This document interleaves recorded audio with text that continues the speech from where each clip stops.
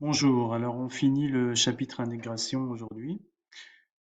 On commence par une généralisation d'une formule qu'on a utilisée jusqu'à présent, c'est-à-dire que si on fait l'intégrale d'une fonction petit f entre a et b, on a vu qu'on cherchait une primitive et puis qu'on faisait grand f de b moins grand f de a, où f est une primitive de petit f. Alors, ce qui se passe maintenant, c'est qu'on va toujours utiliser cette formule, mais le petit a et le petit b n'auront pas un ordre précis. C'est-à-dire qu'on peut avoir petit a plus grand que petit b, c'est pas grave. Et puis d'autre part, la fonction f, elle peut être positive, négative, les deux sur l'ensemble. Ce n'est pas grave, on utilise la même formule. Alors, deux exemples. Le premier exemple, on a le petit a plus grand que le petit b. C'est pas grave.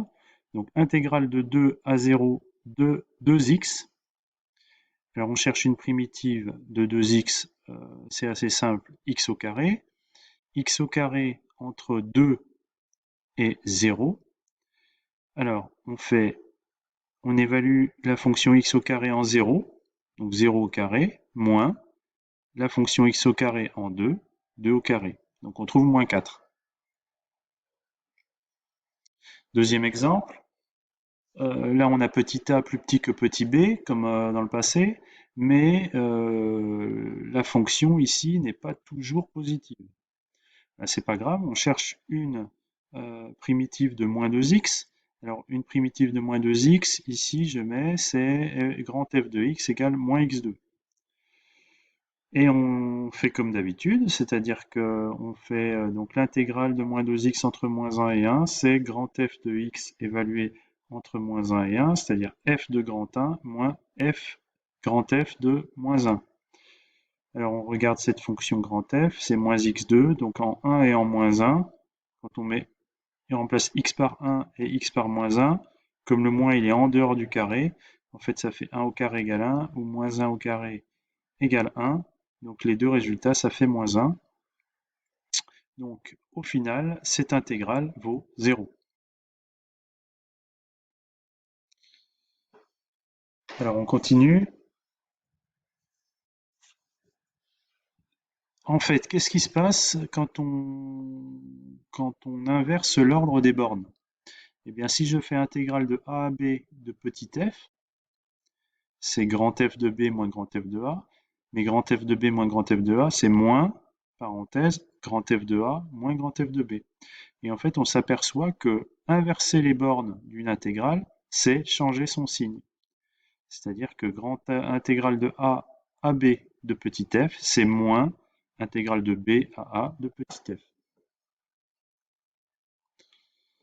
Alors, on a vu, et vous savez, que l'intégrale de petit a à petit b de cette fonction g, dont on a la courbe représentative ici, en fait, c'est l'aire grise, ici. Intégrale de petit a à petit b. Ce qu'on a dit juste avant, c'est que l'intégrale de petit b à petit a de petit g, eh bien, ça ne va pas être l'aire, ici, grise, c'est moins l'aire en gris. Alors, une autre propriété qui est assez simple, c'est que si on fait l'intégrale de k fois petit f, avec k un réel fixé, entre a et b, eh bien, c'est comme faire k fois l'intégrale de a à b de petit f. En particulier, si je fais l'intégrale de a à b de moins f, eh ben c'est moins l'intégrale de a à b de petit f. Alors on va le vérifier sur deux exemples. Premier exemple, si je fais l'intégrale de 0 à 2 de petit x dx, alors je le fais. Une primitive de x, c'est x au carré sur 2, évaluée entre 0 et 2, donc je fais 2 au carré sur 2 moins 0 sur 2. 2 au carré, c'est 4, divisé par 2, ça va faire 2. Donc l'intégrale de 0 à 2 de x, dx, c'est 2. Et bien à partir de là, si je vous demande l'intégrale de 0 à 2 de 2x, c'est pas la peine de refaire le calcul, ça va être 2 fois l'intégrale de 0 à 2 de x. Donc c'est 2 fois ce 2-là égale 4. Alors, pour la première fois, on peut ne pas y croire. On va regarder ce que ça donne. On le vérifie. Donc, intégrale de 0 à 2 de 2x, une primitive, c'est x au carré, entre 0 et 2. Donc, ça va faire 2 au carré moins 0 au carré. Ça fait 4. C'est bien ce qu'on avait obtenu en multipliant par 2 la première intégrale. Alors, de même, si je fais l'intégrale de 0 à 2 de moins x dx, eh bien c'est moins l'intégrale de 0 à 2 de x qu'on a déjà calculé ici, c'est pas la peine de recalculer, c'est moins 2. Et si j'avais l'intégrale de 0 à 2 de 6x, eh bien on fait 6 fois l'intégrale de 0 à 2 de x. Donc ça ferait 6 fois 2, 12. Voilà. Alors, une chose qu'on a vue, c'est que si on a a plus petit que b, l'intégrale de a à b de petit f, si f est positive, on a vu que c'était l'aire qu'il y a entre l'axe des abscisses et la courbe représentative, donc c'est positif, forcément. Eh bien, si f est négative, en fait, c'est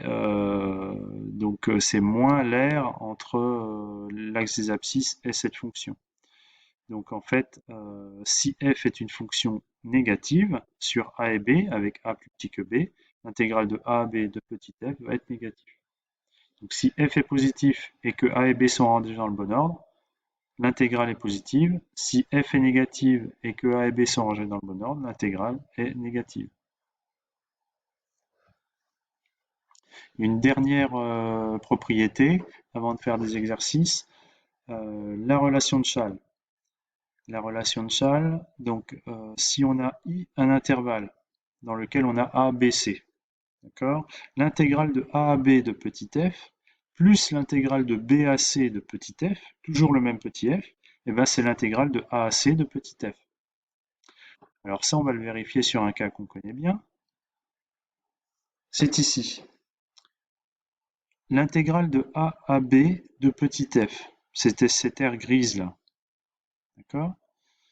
L'intégrale de b à c de petit f, c'est l'aire de la partie gris clair ici. Donc l'intégrale de a à c de petit f, eh ben c'est cette aire-là plus cette aire-là. Donc on a bien ce qu'on avait ici, l'intégrale de a à b de petit f plus l'intégrale de b à c de petit f égale l'intégrale de a à c de petit f. Alors ça se prouve très simplement, hein, parce que si grand f est une primitive de petit f de b moins f de a plus f de c moins f de b, il y a le b qui se simplifie, ça fait f de c moins f de a, donc c'est bien l'intégrale de petit f entre a et c. Alors je vous propose maintenant de faire les exercices 4 et 5. Donc les exercices 4 et 5, je vais vous donner quelques indices juste après.